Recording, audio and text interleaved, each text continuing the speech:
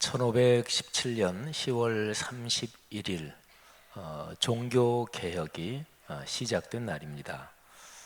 올해 10월 31일이 종교개혁 일어난 지 499주년이고요. 그리고 내년 10월 31일은 500주년이 되는 해입니다. 종교개혁자 존 칼빈, 이분이 쓴 기독교 강요라는 책이 있습니다. 이 강요라는 이 단어는 요즘 거의 안 쓰는데 전체의 구조, 대강, 그 큰 줄기를 말하는 강자하고 요점할 때 요자. 그래서 기독교 강요 그러면 기독교 신앙에서 제일 중요한 큰 구조를 요점을 추려서 본 것, 이제 이런 것입니다. 기독교 강요라는 이 책은 2000년 기독교 역사에서 가장 중요한 기독교 고전 5권을 꼽아라 그런다면 기독교에 대한 지식이 어느 정도 있는 사람이라면 이 책을 반드시 넣을 것입니다. 만일에 누가 3권으로 줄인다면 어떻게 되겠느냐 이렇게 묻는다면 아마 꽤 많은 사람이 3권으로 줄인다고 해도 기독교 강요를 꼽을 수 있을 거다 이렇게 말들을 할 것입니다. 1500년대 이래로 오늘날에 이르기까지 이 책처럼 서구 역사 전체의 흐름, 제가 지금 하는 표현이 정확하게 그대로입니다. 그러니까 서구에서 기독교 분야가 아니고 서구 역사, 정치, 경제, 문화, 예술 하여튼 서구의 전체 인간 삶의 전체에 영향을 끼친 책이고 또 기독교 역사에는 말할 것도 없고 이 책은 1500년대 이래로 지금까지 대단히 큰 영향을 끼친 책입니다. 근데 이 책에 원래 제목, 옛날 책들은 제목이 되게 길어요. 원래 제목을 제가 한번 읽어드리겠습니다. 경건에 관한 전체 개요 대강. 이 대강이라는 건 아까 말씀드린 대로 큰 대자 또 개요 또는 프레임을 얘기할 때 강자를 써가지고 경건에 관한 전체 개요 대강과 구원의 교리를 알매 필요한 모든 것들, 경건에 힘쓰는 모든 사람들에게 가장 합당한 최근에 편집된 작품 이렇습니다. 이게 이제 원래 제목인데 여기에서 우리 기독교의 제일 중요한 교리를 간추렸다. 그래서 이제 기독교 강요 이렇게 보통 부르는 거죠. 이 책 제목에 경건이란 단어가 나옵니다. 경건이란 단어를 들으면서 혹시라도 부정적인 인식을 가지는 사람이 있는지 모르겠습니다.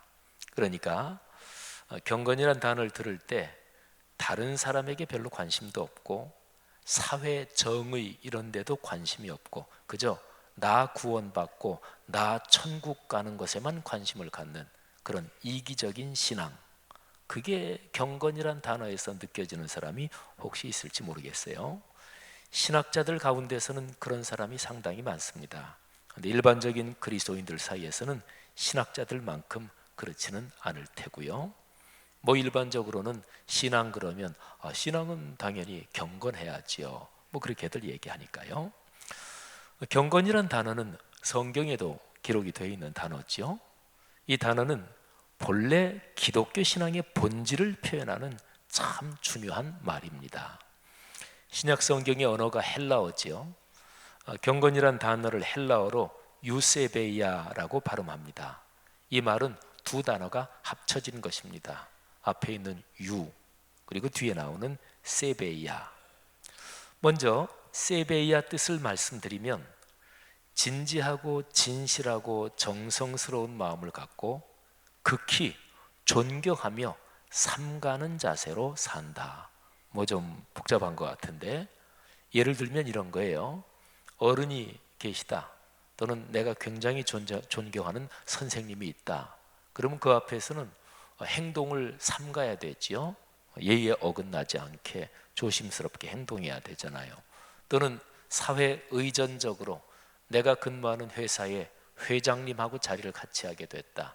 또는 한 국가의 뭐 대통령이나 총리나 그런 사람하고 같이 만나게 됐다. 그러면 사회 의존적인 예의로 그 앞에서는 삼가는 자세 또 예의를 갖추는 그런 자세를 가져야 마땅하지요. 그게 바로 이제 경건, 세베이아라는 뜻에 담긴 뜻입니다. 그 다음에 앞에 붙은 유, 이 헬라어 접두사는요 어떤 단어 앞에 붙어서 좋다 이런 뜻을 가지는 경우가 많고요. 그래서 영어 이름 중에서 유자가 붙은 거는 대개 이름이 굉장히 좋다 이런 의미를 내포하고 있는 거예요. 뭐 유진이라든지 그런 게 대표적인데, 그 다음에 또 하나 뜻이 있습니다. 유라는 단어는 어떤 단어 앞에 붙어서 그 뒤에 나오는 단어의 뜻을 강화시켜주고, 그리고 그 단어의 뜻을 더 깊게 해주는 것이죠. 그러니까 세베이라는 뜻이 하나님 앞에서 우리의 마음 자세, 우리의 인생의 자세를 정성과 공경하는 마음으로 삼가며 살아가는 것인데, 진짜로 그렇게 진지하게 그렇게 사는 것, 다른 말로 말하면 하나님 앞에서 사는 것, 그게 바로 유세베야죠. 종교개혁자들이 외친 아주 유명한 말이 있는데요, 코람데오라는 말입니다. 아마 기독교인들 가운데 이 단어가 익숙한 사람도 꽤 있을 거예요. 뭐 중창단이나 합창단 이런 이름 중에서 코람데오 이런 이름 붙은 데를 가끔 봤는데요, 이 뜻이 그런 거예요. 하나님 앞에서. 라틴어인데 코람이 무엇 앞에서 이런 뜻입니다. 그 다음에 뒤에 나오는 데오, 데우스, 이게 하나님이란 말이에요. 근데 코람이라는 전치사 때문에 격변화를 해서 데오 이렇게 됐죠. 코람데오, 하나님 앞에서. 기독교 신앙의 근본은 하나님 앞에서 산다는 의식입니다. 우리 신앙생활 옛날부터 쭉 해오신 분들은 옛날 목회자들이 한자를 써가지고 신전의식 이런 얘기도 많이들 하셨죠. 다 같은 말이에요. 하나님 앞에서 산다. 유세베야, 경건이란 뜻이 바로 그런 것이죠. 하나님을 경외한다. 그렇기 때문에 그 하나님의 뜻을 따라 이웃을 사랑하며 삶의 모든 일에서 진실하고 성실하게 산다. 이게 이제 경건, 유세베야의 뜻입니다. 진실하고 성실하다. 저는 개인적으로 이 두 단어를 참 좋아합니다. 사람은 또는 그리스도인은 진실해야지요. 또 성실해야지요. 이 두 개는 참 귀한 덕목입니다. 제가 저희 교회 같이 우리 교회 사역하는 부교육자들한테 가끔씩 이런 얘기를 강조하지요. 같이 우리 교회에서 5년이고 10년이고 20년이고 계속 같이 사역해도 좋다. 또 목회자들이 오래 사역할수록 또 성실하고 진실하게 오래 사역하면 교회가 훨씬 더 안정적이고 그게 좋은 거지요. 근데 제가 부교육자들한테 그런 얘기를 합니다. 나하고 같이 사역하려면 세 가지는 꼭 있어야 된다. 첫째는 진실해야 된다. 거짓말하면 안 된다. 당연한 얘기지만, 두 번째는 성실해야 된다. 능력이 좀 많고 능력이 조금 적고 그거는 별로 중요하지 않다. 내가 가능한 범위 안에서 최선을 다하는 성실함, 이게 중요하다. 그 다음에 이제 또 하나가 필요하다. 그거는 센스라고 제가 얘기를 합니다. 사람이 어떻게 100% 진실하고 늘 성실하겠어요? 어떨 때는 하얀 거짓말도 할 때도 있고 뭐 그런 거죠. 그런데 그때는 담임 목사 모르게 해라. 그래야 되잖아요, 그렇죠? 또는 성도들 모르게 해라. 목회자가 어떻게 다 완벽하겠어요? 그래서 성도들 중에 지혜롭고 또 교회를 사랑하는 성도는 목회자가 조금 부족한 걸 볼 때 그저 안 본 척, 모르는 척 또는 끌어안아 주지요. 어쨌든 이게 중요한 거예요. 진실하고 성실한 것. 그게 바로 경건이라는 본래의 뜻이에요. 종교개혁자 존 칼빈의 책 기독교 강요, 그 중심 내용이 바로 경건. 중심 주제가 바로 그거예요. 기독교 강요는 1536년에 초판이 나왔고요. 그리고 나서 23년 동안 존 칼빈이 그 책을 더 쓰고 더 연구하고 해서 점점 부피도 커졌고, 그래서 1559년에 최종판이 나왔습니다. 요즘 이제 목회자들하고 목회자 인문학 독서 모임에서 1536년 판 초판본을 지금 같이 읽고 있어요. 원래 라틴어로 쓰였는데 라틴어 한글, 대역 한글을 요즘 계속 챕터마다 같이 읽고 있는데요. 근데 이 유명한 책에 1536년 판 초판 제일 첫 문장을 제가 읽어드리겠습니다. 이 칼빈은 프랑스 사람이었는데 그 당시에 프랑스 왕에게 바치는 헌사 그거 빼놓고요. 그건 어느 정도 의례적이기도 하고 빼고 기독교 강요의 본격적인 본문이 시작되는 제일 첫 문장이 다음과 같습니다. 거룩한 교리에 관한 전체 개요 대강은 하나님을 아는 지식과 우리 자신을 아는 지식 두 부분으로 이루어진다. 이게 바로 첫 문장입니다. 기독교 강요는 워낙 유명한 책이니까 기독교 강요가 제일 처음 나온 초판본의 첫 문장을 여러분이 들으셨어요. 어디 가서 얘기하셔도 괜찮아요. 이건 중요한 얘기죠. 아주 유명한 문장입니다. 기독교 신학에서 가장 중요한 것이 하나님께 대한 거룩한 지식, 이겁니다. 하나님에 대한 그 지식이 신학적으로 하나님이 신자를 써서 신론이라고 그래요. 창조와 구원의 주님에 대한 지식이 기독교 신앙의 근본입니다. 성경은 구약부터 신약 전체적으로 계속해서 우리에게 요청합니다. 하나님을 알아야 한다. 하나님을 알아야 된다. 하나님을 알아라. 이 주제와 연관해서 여러분들, 우리 보통 신앙인들에게 굉장히 익숙한 구절을 제가 하나 읽어 드릴게요. 호세아 선지자가 타락한 이스라엘 민족에게 하나님께 돌아와라 이렇게 권면하는 말씀인데, 호세아서 6장 1절부터 3절 제가 읽을 텐데요. 그런데 3절에 바로 여호와를 안다 이 표현이 나와요. 한번 들어보시죠. 오라 우리가 여호와께로 돌아가자. 여호와께서 우리를 찢으셨으나 도로 낫게 하실 것이요 우리를 치셨으나 싸매어 주실 것임이라. 여호와께서 이틀 후에 우리를 살리시며 셋째 날에 우리를 일으키시리니 우리가 그의 앞에서 살리라. 그러므로 우리가 여호와를 알자. 여기 그 표현이 나오네요. 우리가 여호와를 알자. 힘써 여호와를 알자. 그의 나타나심은 새벽빛같이 어김없나니 비와 같이 땅을 적시는 늦은 비와 같이 우리에게 임하시리라 하니라. 아멘.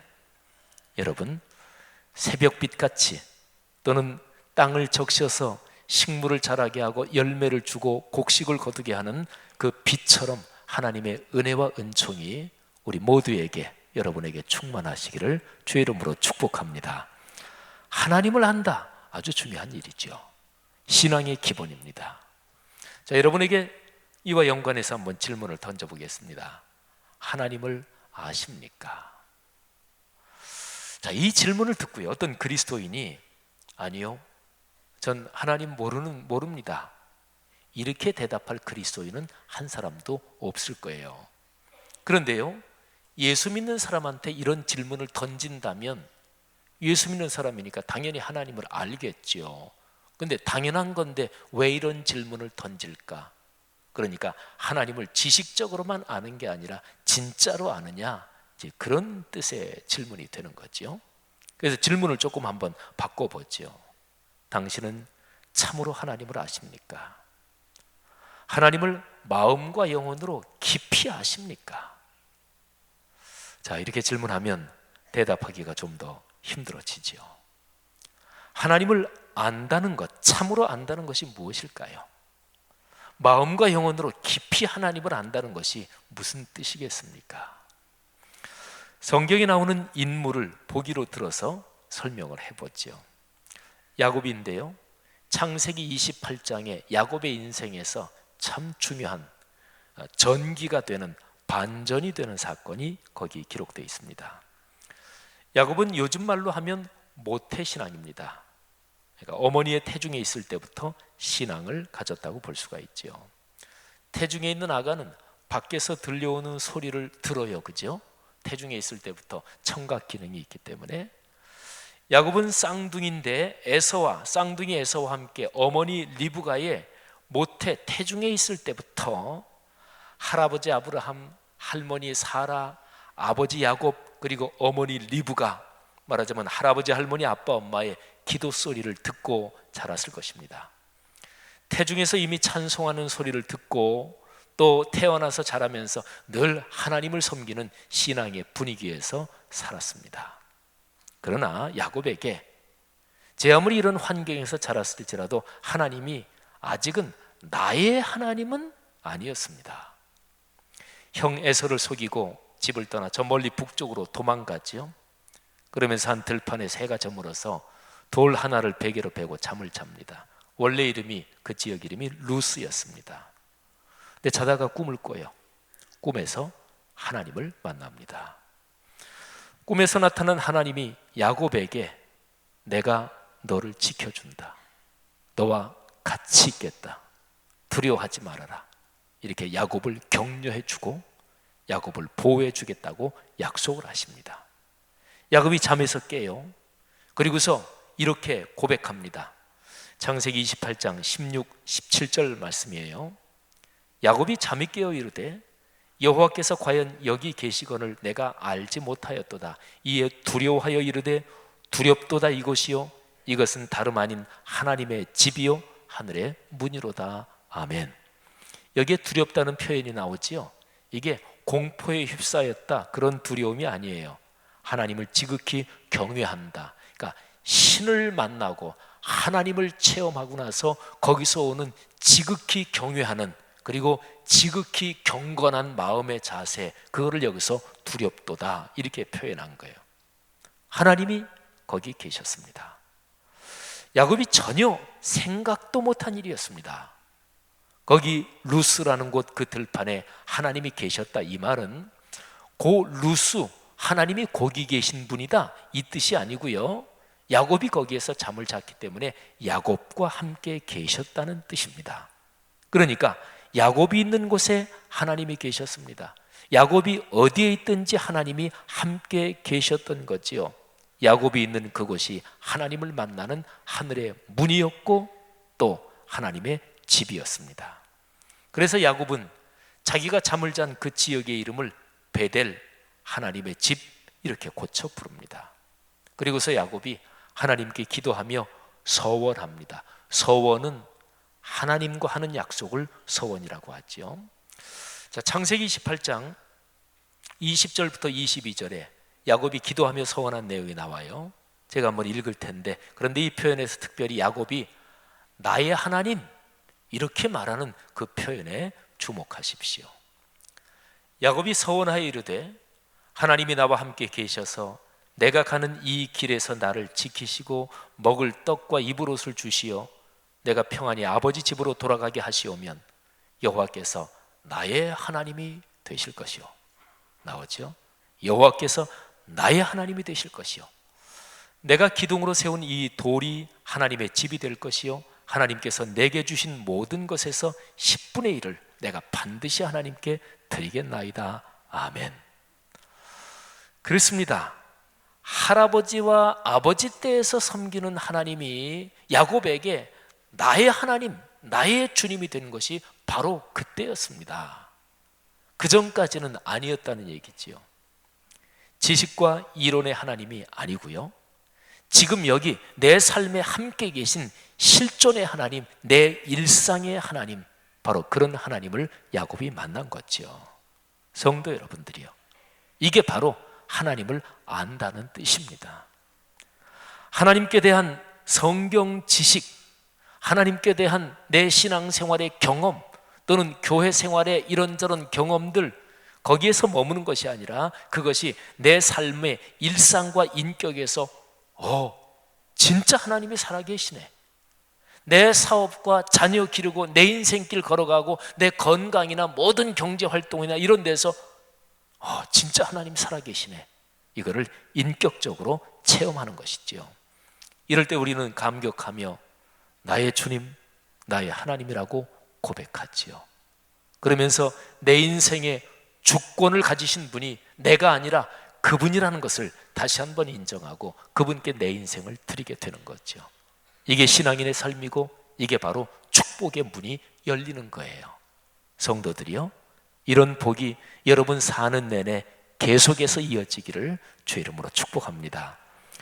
종교개혁자 마르틴 루터에게도 이런 체험이 있었습니다. 말씀드린 대로 1517년에 시작된 종교개혁의 그 선봉의 선분이 마르틴 루터입니다. 루터는 수도사였고 신학교의 교수였습니다. 1513년 또는 1514년이라고도 추정이 되는데 그 가을 어느 날, 그러니까 루터가 종교개혁을 시작하기 한 3, 4년 전이에요. 루터는 자기 서재에서 성경을 연구하며 또 말씀을 묵상하고 있었습니다. 그 당시에 루터는 시편을 강의하고 가르치고 있었습니다. 루터의 서재는 비텐베르크에 있는 어거스틴 수도원의 탑에 말하자면 자기 서재가 있었어요. 당시에 루터는 내가 믿는 기독교 신앙이 도대체 무엇인가 여기에 대해서 깊이 고민하고 있었습니다. 특별히 루터의 마음과 루터의 정신을 사로잡고 있는 것은 큰 두려움, 이거는 그야말로 공포였는데요. 루터가 생각한 하나님은 형벌을 내리시는 하나님, 진노하시는 하나님, 죄에 대해서 무섭게 진노하시는 하나님을 주로 그렇게 생각을 했어요. 그래서 자신의 죄가 하나님 앞에서 어떻게 용서받고 내가 하나님 앞에서 어떻게 용납받고 구원받을 수 있을까? 이것 때문에 루터는 고민하고 있었고 늘 자기가 받을 지옥의 형벌을 두려워하고 있었습니다. 말하자면 내가 하나님의 자녀로 구원받았다, 이런 구원의 분명한 확신이 없었어요. 무서운 하나님, 두려운 하나님, 지옥으로 죄의 값을 치르게 하시는 하나님. 루터는 이런 심정 가운데 시편 22편을 읽고 또 묵상하고 있었습니다. 문화사적으로 옛날에는 책을 읽었다 그러면 을에 다 낭독입니다. 동서양이 다 마찬가지예요. 책을 읽을 때 소리내지 않고 묵독하는 것은 동서양을 막론하고 근대적인 현상이고요. 그러니까 루터는 시편 22편을 소리내서 낭독했을 것입니다. 또 특별히 성경 중에서 시편은 언제나 낭송을 하든지 아니면 곡조를 붙여서 불렀거든요. 자, 시편 22편 중에서 제가 한번 일부를 읽을 텐데, 루터가 하나님, 진노하시는 하나님에 대해서 두려운 마음, 지옥의 형벌에 대한 큰 두려움 또는 자기의 신앙적 확신이 없는 상태, 이런 상태에서 어느 탑 속에서 자기의 서재에서 낭송하는 그걸 한번 상상하면서 들어보십시오. 내 하나님이여, 내 하나님이여, 어찌 나를 버리셨나이까? 어찌 나를 멀리하여 돕지 아니하시오며 내 신음소리를 듣지 아니하시나이까? 내 하나님이여, 내가 낮에도 부르짖고 밤에도 잠잠하지 아니하오나 응답하지 아니하시나이다. 이스라엘의 찬송 중에 계시는 주여, 주는 거룩하시니이다. 우리 조상들이 주께 의뢰하고 의뢰하였으므로 그들을 건지셨나이다. 그들이 주께 부르짖어 구원을 얻고 주께 의뢰하여 수치를 당하지 아니하였나이다. 나는 벌레요 사람이 아니라 사람의 비방거리요 백성의 조롱거리니이다. 나를 보는 자는 다 나를 비웃으며 입술을 비죽거리고 머리를 흔들며 말하되 그가 여호와께 의탁하니 구원하실걸, 그를 기뻐하시니 건지실걸 하나이다. 오직 주께서 나를 모태에서 나오게 하시고 내 어머니의 젖을 먹을 때에 의지하게 하셨나이다. 내가 날 때부터 주께 맡긴 바 되었고 모태에서 나올 때부터 주는 나의 하나님이 되셨나이다. 나를 멀리하지 마옵소서. 환난이 가까우나 도울 자 없나이다. 아멘.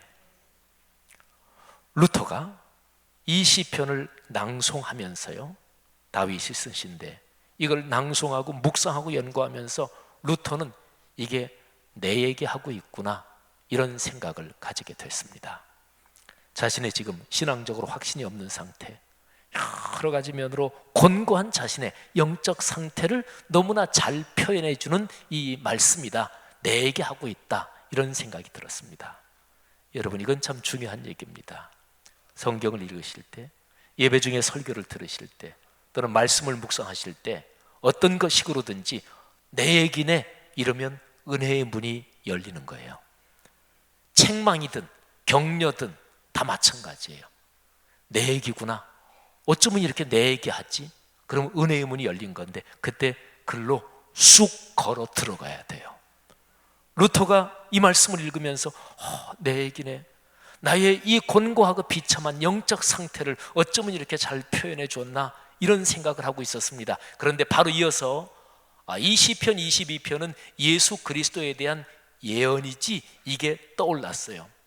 당시에 수도사들은요, 성경 전체를 늘 읽고 그랬지만 특별히 시편 150개의 시편은 일주일에 한 바퀴씩 돌아가면서 읽고 낭송했습니다. 그러니까 수도사들은 시편은 거의 다 외우고 있었다 이렇게 보시면 돼요. 그리고 특별히 시편 22편이 예수 그리스도 탄생 몇백 년 전에 앞으로 오실 예수 그리스도에 대한 예언이다. 이거는 당연히 수도사니까 알고 있었고 신학교 교수니까 당연히 알고 있었어요. 그래서 루터는 내 처지를 어떻게 이렇게 잘 표현해 주나 이 생각을 했지만 금방 떠오른 게 이 시가 예수 그리스도에 대한 예언이지. 그러면서 루터의 마음속에 이런 질문이 들었습니다. 하나님의 아들이신 예수 그리스도께서 어찌하여 이렇게 버림받는단 말인가? 죄가 없으시고 거룩하신 분이 이렇듯 모진 고난을 당하는 까닭이 무엇인가? 나 루터처럼 죄가 많고 경건하지 못한 자가 이런 고통을 당하는 것은 지극히 당연하다. 그러나 그리스도 예수께서는 죄가 없으신 분인데 그분이 왜 이런 고통을 당하셨을까? 왜? 이런 생각이 머리를 스쳐 지나가다가 루터는 벼락을 맞은 듯이 깨달음을 얻습니다. 죄를 지어 하나님에게서 끊어질 수밖에 없는 죄인들을 위해 예수 그리스도께서 친히 하나님에게서 끊어졌구나. 그리고 죄인들을 위해 당하신 그 고통 그 속에 나 죄인 루터 나 자신도 그 죄인 중에 있구나 하는 것을 새삼스럽게 충격적으로 깨닫게 됐어요. 그런 게 이제 신앙적인 깨달음이죠. 은혜의 문을 하나님이 꽉 열어주시는 거예요. 죄인인 나 루터 때문에 죄 없으신 그리스도께서 내 죄를 짊어지시고 십자가의 고통을 당하셨구나. 그 탑 속에서 이 깨달음을 얻은 순간 루터에게 눈이 열렸어요. 그리고 하나님을 다시 보게 됐습니다. 죄인을 심판하시고 죄인에게 지옥의 형벌을 내리시는 진노의 하나님이 아니고 사람을 지극히 사랑하셔서 그 아들을 죽음에 내어주신 사랑 용서의 하나님을 발견하게 됐습니다. 진노와 형벌이 아니라 사람을 사랑하셔서 용서하시는 자비로운 하나님. 그래서 사람이 하나님에게 용서받고 구원을 받는 게 그 어떤 공로, 선행 또는 업적을 쌓은 대가가 아니구나. 이것도 깨닫게 됐어요.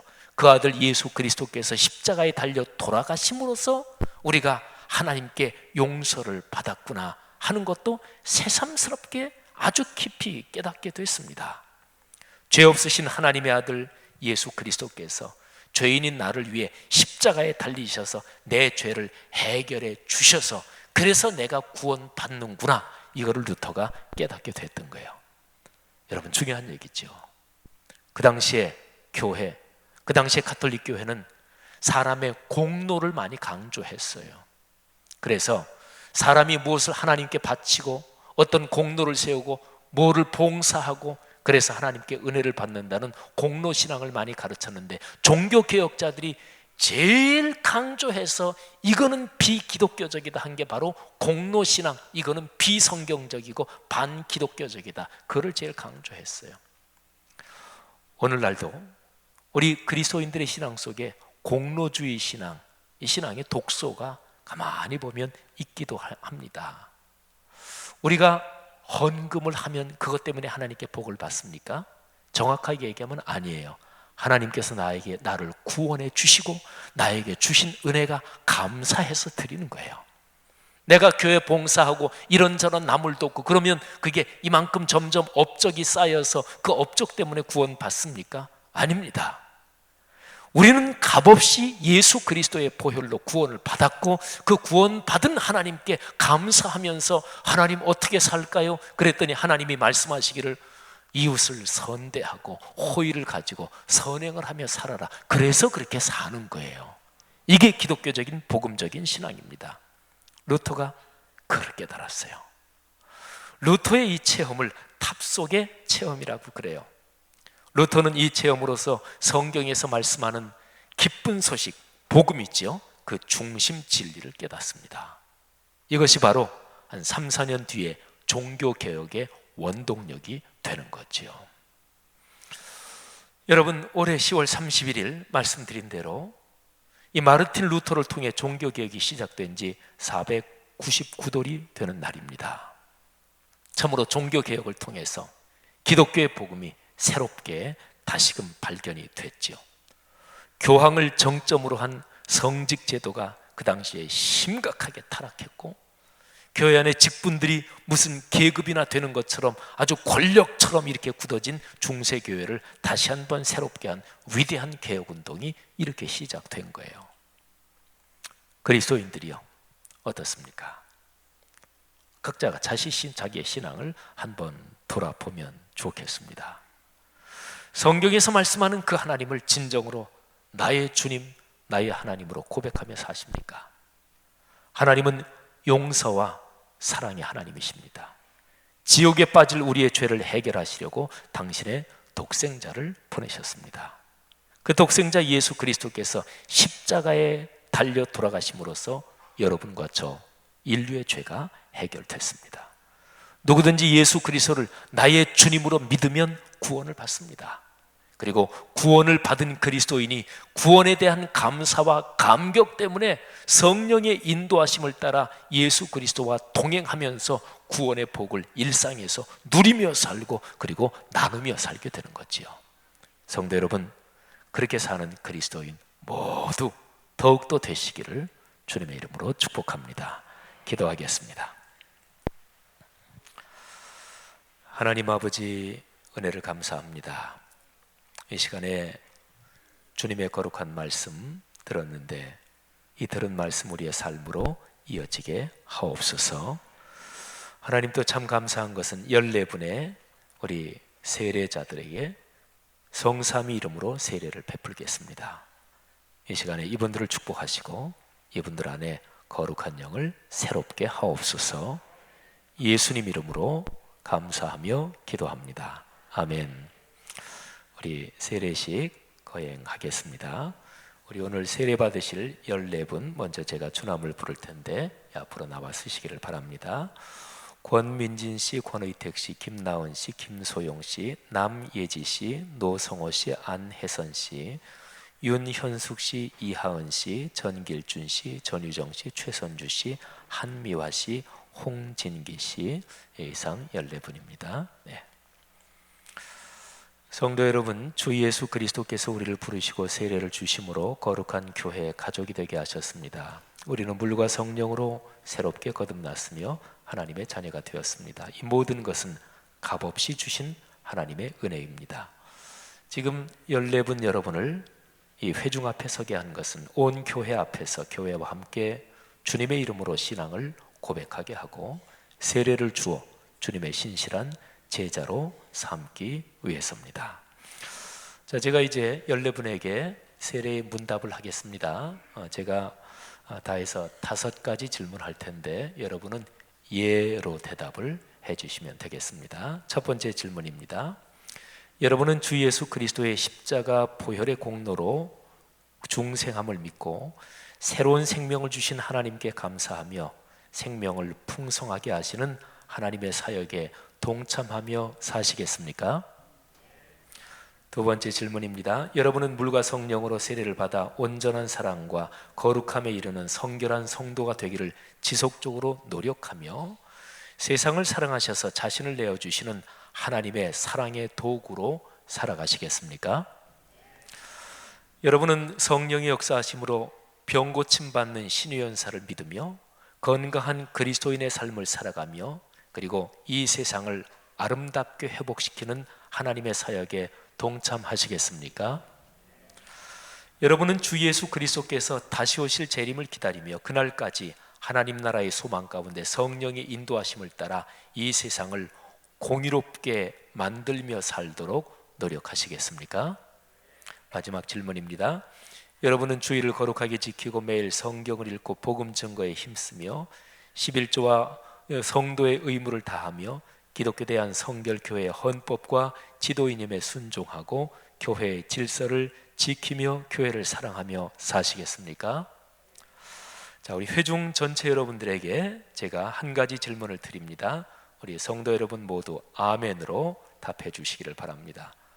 회중 여러분, 여러분은 앞에 나와선 14분의 후견인으로서 이분들이 그리스도인답게 살아가도록 또 이분들이 하나님의 은총을 받아들이고 신앙 고백적인 삶을 살아가도록 돕고 양육하며 더불어 신앙인으로 살아가는 모범을 보이시겠습니까? 네, 이제 세례를 베풀겠습니다. 우리 차례로 올라오시고 제가 한 분 한 분 세례를 베풀 때 여러분은 기도로 동참해 주시면 되겠습니다.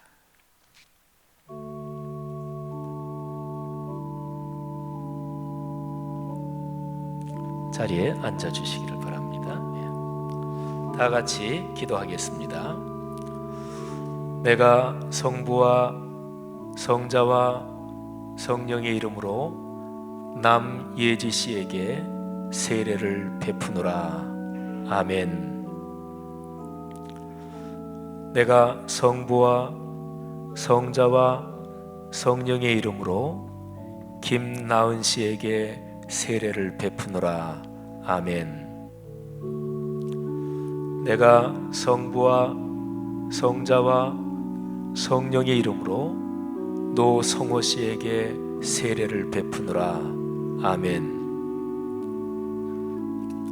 내가 성부와 성자와 성령의 이름으로 최선주 씨에게 세례를 베푸노라.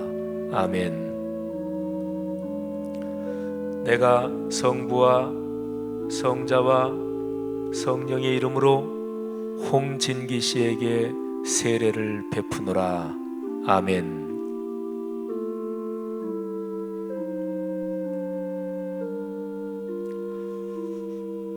내가 성부와 성자와 성령의 이름으로 권의택 씨에게 세례를 베푸노라. 아멘.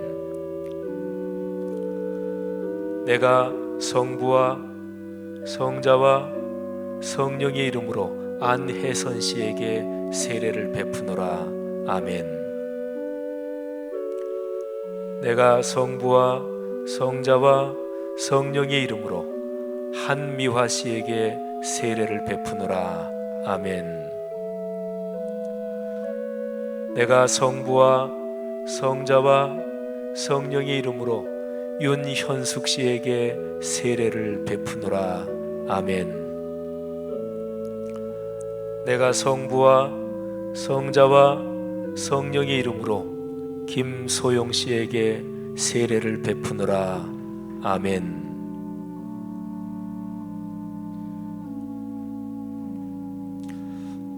내가 성부와 성자와 성령의 이름으로 전유정 씨에게 세례를 베푸노라.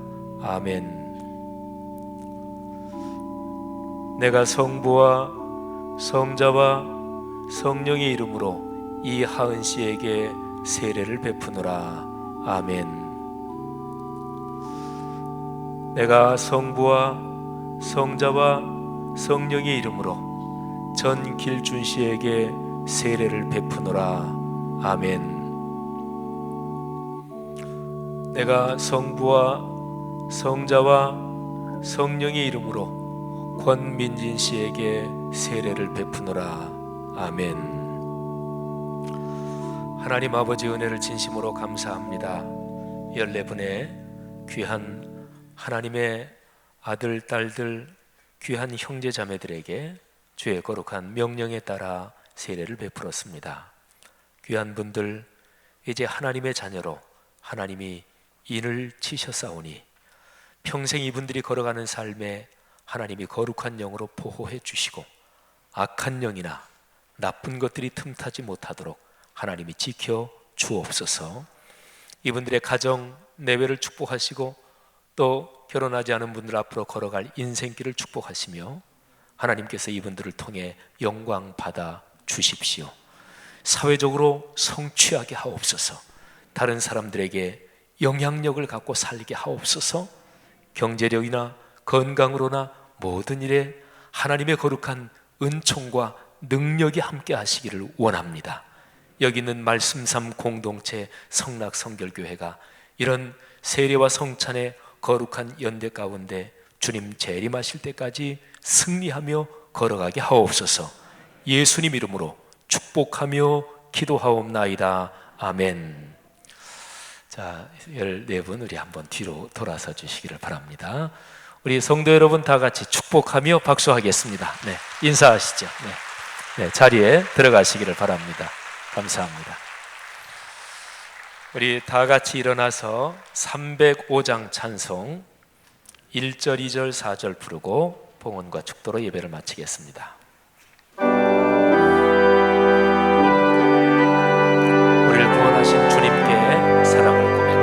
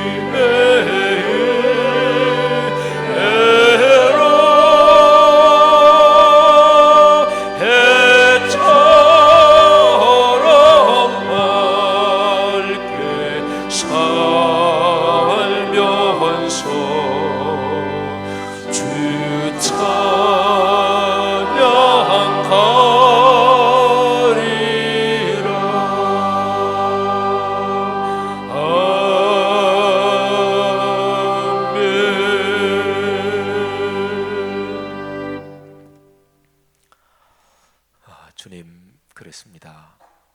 나의 주님, 나의 하나님으로 주님을 고백하며 주님 손 꼭 붙잡고 그렇게 살겠습니다. 그러나 우리 주변을 돌아볼 때, 또 우리 자신 돌아볼 때 주님께서 계시지 않은 것처럼, 또 해처럼 밝게 살 그 영원한 천국이 없는 것처럼 사는 신앙인도 종종 있고, 또 얼마나 마음이 아픈지 모릅니다. 지속적으로 대놓고 거짓말하는 그리스도인은 천국이 있다는 사실을 안 믿길래 그렇지, 또 어떤 사람을 표적을 정해서 지속적으로 괴롭히고 또는 공격하는 그리스도인은 천국이 있다는 사실을 안 믿길래 그렇지, 주님, 이 땅에 사는 교회와 그리스도인을 용서해 주옵소서. 정치인들이 보이는 못난 모습은 그 사람들이 특별히 악해서가 아니라 우리 국민들의 평균 수준이 거울처럼 그 사람들에게서 보이는 것인데, 이 땅에 그리스도인들 국가 통계로도 800만, 900만, 또는 우리 기독교 자체가 주장하는 걸로 하면 1000만, 또는 아직까지도 1200만이라고 주장하는 사람도 있는데, 숫자가 어찌됐든 주여, 우리가 그리스도인답게 살지 못했습니다. 용서하옵소서. 진실하게 살겠습니다. 성실하게 살겠습니다. 누구를 대하든지 호의와 선의를 가지고 대하겠습니다. 물질로든 남을 따뜻하게 손 한번 잡아주는 것으로든 무슨 어떤 방법으로든지 하나님께서 나에게 주신 믿음의 분량을 따라, 나에게 주신 삶의 여건을 따라 그렇게 주님 사랑하는 마음으로 만나는 모든 사람을 대하며 살게 하옵소서. 그래서 우리가 사는 이 사회에, 또 특별히 남북이 갈려서 거기로부터 모든 여러 가지 비극적인 일이 일어나는 이 사회에, 이 한반도 또는 동아시아, 오늘의 세계, 이 땅의 그리스도인과 교회가 하나님의 아름다운 빛이 되게 하시고 도구가 되게 축복해 주옵소서. 하나님, 여기 있는 우리들이 그렇게 고백하오니 우리를 그렇게 축복해 주시옵소서. 감사합니다. 우리가 드린 11조 감사 주일원금, 선교 장학 건축 또는 하나님께서 주신 이런저런 삶의 열매들 감사하며 주 앞에 예물로 감사를 표하며 우리의 마음과 삶을 헌신하오니 주님 받아 주옵소서. 성도들의 건강을 축복하옵소서. 지금 병 고침을 주옵소서. 우리 성도들의 경제 생활을 축복해 주옵소서. 성도들 가운데 존경받는 전 세계적인 큰 부자도 나오게 하시고 이 땅의 경제를, 이 땅의 삶을 이끌어가는 많은 존경받는 부자가 나오게 하옵소서. 사회 각 분야에서 영향력을 가지게 하옵소서. 성도들의 아들, 딸, 손녀, 손자들을 축복해 주옵소서. 예수 그리스도의 은혜와 하늘아버지의 사랑하심과 늘 함께 하시는 성령의 동행 인도하심이 하늘 백성 머리 위에 이분들을 통해 오늘의 세계 위에 지금부터 영원히 같이 계시기를 축원하옵나이다. 아멘.